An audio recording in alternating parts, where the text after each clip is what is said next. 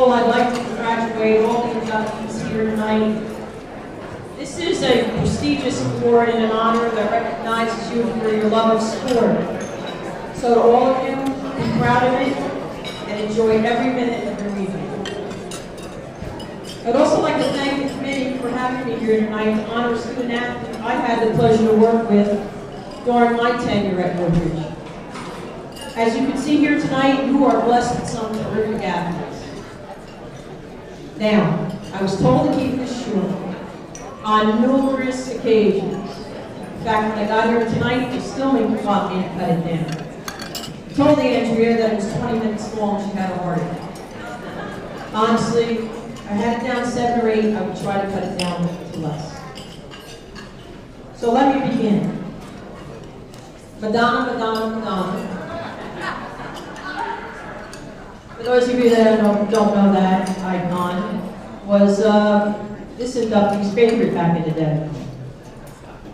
But her true name goes with only a little bit of an explanation. By the way, I hope she remains friends with me every tonight. I went to see her coach a volleyball game. Out she comes with her long, flowing blonde hair, in her well-coordinated outfit, dressed head to toe, in bright pink. And oh, how can I forget those 9-inch heels? Now, one time she told me I taught her a few things about coaching, but not even in my better days would you see me in an outfit like that.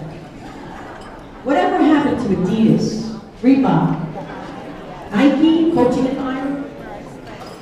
Who is this person? Her name, Andrea Marino. Now, this inductee played 3 sports, earned 11 varsity awards, the Jerry Levinsky Coaches Award, the Booster Club Award senior year. She was awarded the most improved player, the most valuable player, second team all-league honors for her first sport, volleyball, as a second. She went on to play at William Patterson College and was named All-Conference and NJAC Player of the Year. She continued on to coach volleyball at Port Warren High, presently at Woodbridge High. In her second sport, basketball, she was the 6th man. And in this sport, she used to plead to her coach, Mr. Ken Schoner, please coach, don't put me in. You see, Andrea didn't like to sweat. I'm sorry, she only listened. But she overcame that dilemma and all in all was honored with Most Improved, Honorable Mention, and Most Valuable Player Award, which eventually led to her first team all-league honors and basically shows you how hard-working this individual really was.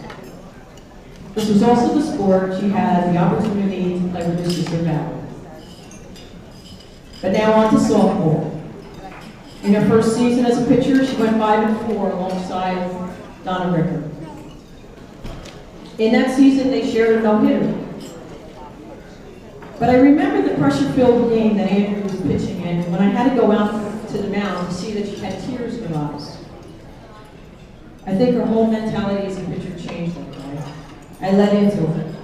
There is no crying in softball, Barbie.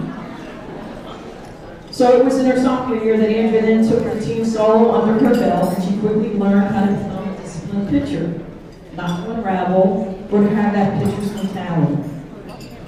Be unfazed about everything and anything. She went out and put up some tremendous stats by her senior year. So I'd like to just, real short story.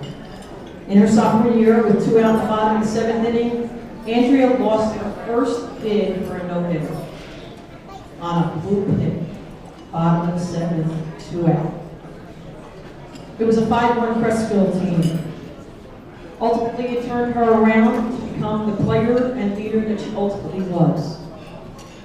With the score tied, Andrea came up to bat in the 8th inning and worked out a walk. Holly Trouse gets hit by a pitch, and while this coach decides that we got to manufacture a run no matter who's on base. So I called for the double steal. No one, even Andrea, expected that. Andrea, with her lightning speed, she looked at me like I was nuts. But it worked. What happened next almost gave me a heart attack. For the record, the paper says Andrea stole home, but I think it was more like a wild pitch, a pass ball. Let's not get too crazy. Andrea never looked back and went on to complete that next half inning and win the game for one of the best games of the season. It wasn't until her senior year that she could get close to a no-hitter again.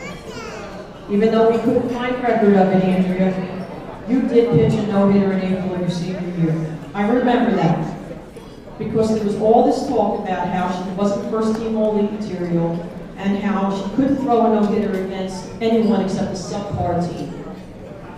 Well, that was all the fuel she needed. She went out 2 days later.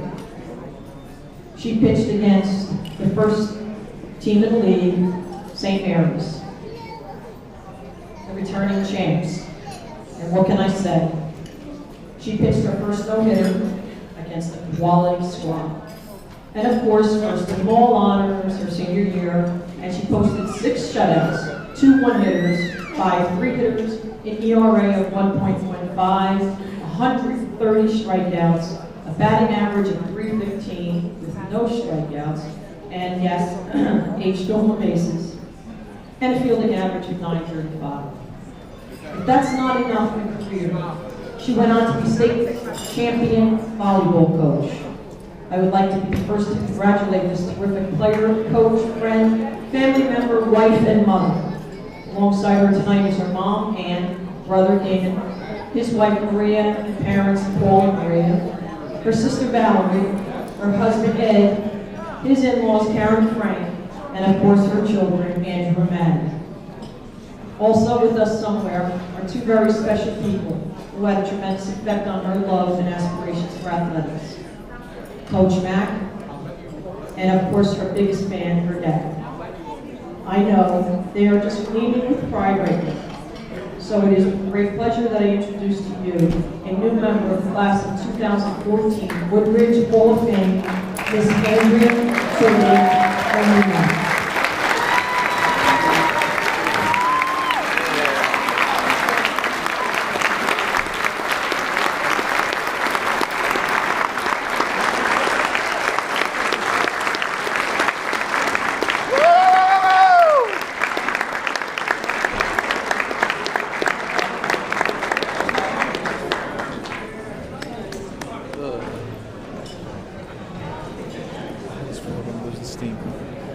Battery's going dead? No, my arm is. Hold this for a bit. Just put it there.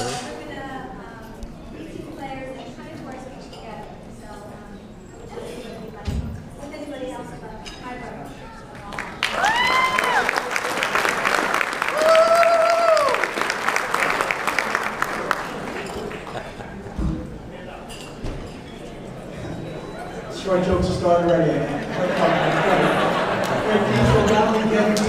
And the hits keep coming, I'll tell you. You have to stand up, and you're in the hole, I don't know, I get up. Great to be back in Woodbridge. There I am, I'm at home, and I'm 15 again. Tonight, I have the honor to introduce one of my players that I had the privilege of coaching for 2 years. This player, when I came to become the head coach of Woodbridge in 1992, hadn't won a game his freshman and sophomore year. As a matter of fact, the program was on a 48-game losing streak. That's a 0 wins, folks, in 2 years. So Coach Weber said, you know, Jenks, we got a great opportunity for you. I think you can take over the program. So Coach Marino, Eddie Renzio, you might have heard of him too. The 3 of us took over this program in '92. Coach Schoner and Coach Lipinski talked to me about some of the players returning. I was kind of hoping nobody would return because we haven't won a game in 2 years. But they actually said to me, they go, you know, Coach Jenks, you're really going to love this one kid, Damon Tutulic. This kid's outstanding. You're going to love this kid. You know, he's your type of guy. First I started saying, all right, he's short. Does he have a problem shooting too? I don't know what it was, but I have to say Coach Lipinski and Coach Schoner were right on with everything they said about Damon. He's just a great kid. When I first met Damon, you know, I don't know if you're on the world of Twitter, Instagram, all that stuff, but he and I obviously follow each other. I mean, the marketing that this young man does for himself is unbelievable. I don't know if you know who Dukes is, I don't know who Big Dukes is, I'm getting hit up by all these things. I don't even know what's going on. My videos are all over streaming on my Twitter account. You know, I'm getting old. I don't know if I can follow this kid. I'm not sure. When I first met Damon, I gotta be honest, he said about 3 words. He was a little bit tall, obviously, but he was kind of thin, not very muscular at the time, and his dribble was like under his chin. And we would just get on him left and right. And he was pretty good about taking it. And did a great job. And, you know, he rolled the punches, so to speak. The only thing he said to me which really impressed me was, Coach, I don't care if I ever score another point. I just want to win. I just want to be on a winning team. That's all I want. And that really impressed me. So he worked extremely hard over the next 2 years. He played the Garden State games that I coached with Coach Kelly and Coach Gregory, playing against some of the best competition in the state of New Jersey. And he held his own. He started getting recognized. I'll tell a funny story. The fact that he got accidentally recruited by FP Madison. They actually came to see another player. We were playing Emerson, a kid called Steve Lello. And Damon covered Steve, held him to 4 points and scored 23 himself. So the coach after the game comes up to me and goes, you know, am I a little bit late on getting in on Damon? I didn't want to say you're the only guy getting in on it right now. No offense, Damon. I know Indiana was looking too, I'll tell that story later. But at any rate, I said, you know what, if you hurry up, I know his family's making some decisions. I think if you talk to him, you might be able to convince him. So Coach Sullivan started coming to all our games. And it ended up being a great fit for Damon because he became a 4-year starter in Madison. His team went to the NCAA tournament, Division III. They were inducted in the Hall of Fame at FDU. So, I mean, he really had some talent. I will tell you, people don't understand. Back in 92 and 93, Eddie Marino and I, we still kind of joke about it a little bit, but the kids today from Woodridge don't even understand what we went through trying to build a program. It was just, I'm telling you, any live body, I know the Rella family, they got letters from me every day. I was trying to recruit all of them. I mean, you know, it was just, believe it or not, I had another players getting inducted tonight, not for basketball, but we'll talk about that later. But again, we tried to get as much, or all the talent that was in Woodridge High School out. And you talk about branding, I had t-shirts, shorts. There were things that every kid was wearing Woodridge gear throughout the community. We were doing anything we can to just get some really, you know, vibe back from the crowd to be a Woodridge basketball player. I will tell you when the program turned around. It was late January 1994. We were playing Crestville, a team that in March would play for the Group 1 state title, similar to my team did 20-something years ago at that time. And basically, Damon had said, he goes, Coach, I think we're going to beat them. I'm like, oh my God, this is Crestville. All right, you know, I think we can do it. We have a good scatter report. We're going to be okay. Halftime, we're down by 5. Comes to me at halftime, he's Coach, just get me the ball. Just get me the ball. We're not going to lose this game. Just get me the damn ball. It's okay, you can first have a good relationship. Every timeout, every dead ball, every time somebody's on the foul line, Coach, get me the ball. Just get me the ball. Well, I'm not the brightest guy to walk the planet, but I know when somebody wants the ball, give them the ball. We gave Damon the ball. We went on to beat Crystal that night. Marty Rivard, the first time we lost to Woodridge in probably 8 or 9 years, said, you know what? That Tutulic's not a bad player. I said, you know what, Coach? I know he's going to be first team all-conference again, right? So, again, Damon just did an outstanding job, took control of that game, and just took over, put us on the map.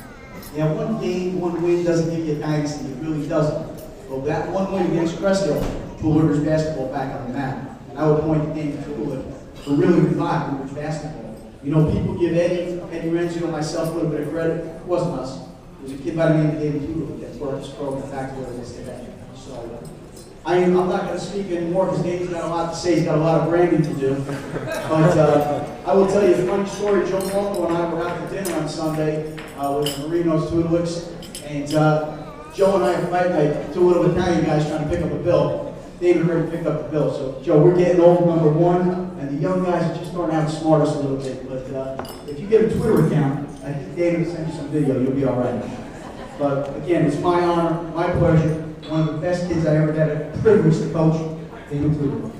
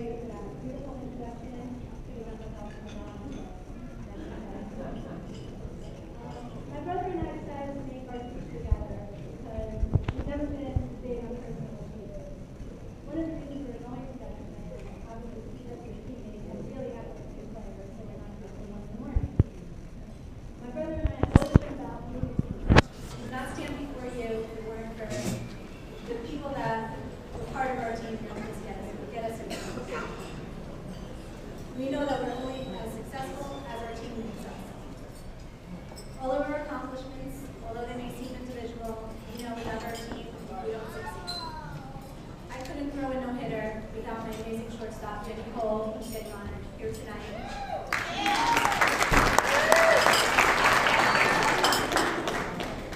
Without my third baseman, Kat Cassidy.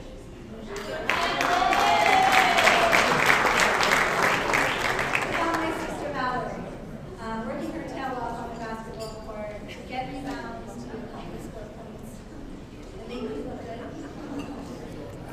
For all my coaches that I've ever had, that believed in me, for my other coaches, my friends at this table over here, who listen to me and support me, whether it's volleyball or cheering, and I've come to love and keep it on.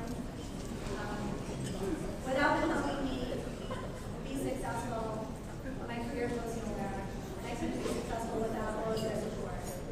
And to my girls here tonight, my volleyball team, a couple of my players came to support me, and they know that that's all I talk about every single day, is being a team, and it's not about me, and that's the only way that I can be successful on the volleyball court, in my life, with my family that's here to support me, my kids, my husband who listens to me, my kids who listen to me every day I come home, and whether it's good or bad, they're always supportive. And to my mom, who actually is funny, has actually never actually seen me throw a softball. Which is kind of a good thing, because now parents today, I think, are way too involved. And I think my brother and I were so successful because we didn't have anyone down our throats. We did it because we loved it, we prided ourselves in playing at Woodbridge, and that's all we cared about. We didn't care about ourselves. So on that note,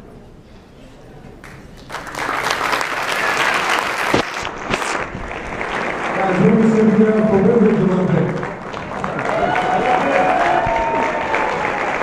First, I'd like to say I'm humble and I'm good to be standing here today. I'm thankful for the committee, Coach Levinsky, Coach Schoner, Coach Jenks, many of the coaches that, you know what, when I first met them, they taught me without me knowing I was being taught. I mean, those are just the type of people they are.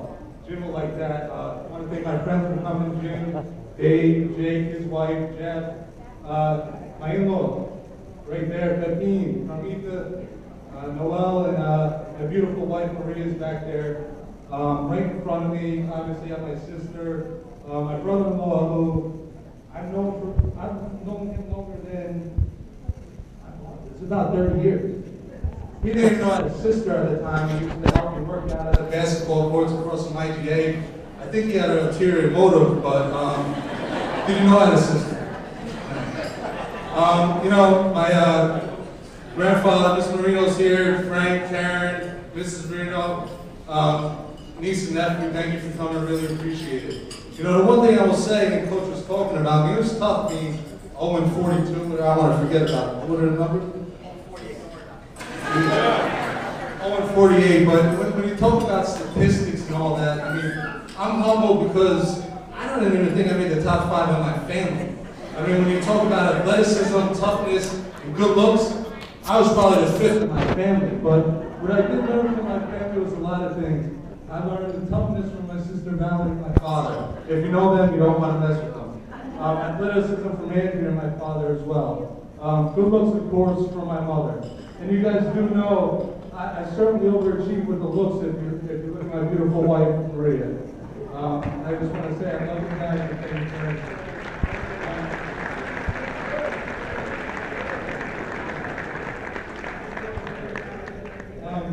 Mrs. Van is right behind me. Love you to death, good. You know, I'll leave with a note, like my sister was saying, I just wanted to reiterate, it was never for me really about, you know, statistics. I truly did just want to win. And I think Coach Jenks and Coach Schoner, my brother-in-law, gave me all the tools that I needed to win. I mean, they really set me up for success. When I first got nominated, Coach Schoner sent me an email and I said, Coach, I'm humbled, but a monkey could have succeeded with the support staff I had around me. And so I really appreciate what's done for me in the town of Woodbridge. I want to say thank you to Mr. Muller, Mr. O'Donnell back there, some of my best friends through this entire thing. Thank you all. I really appreciate it.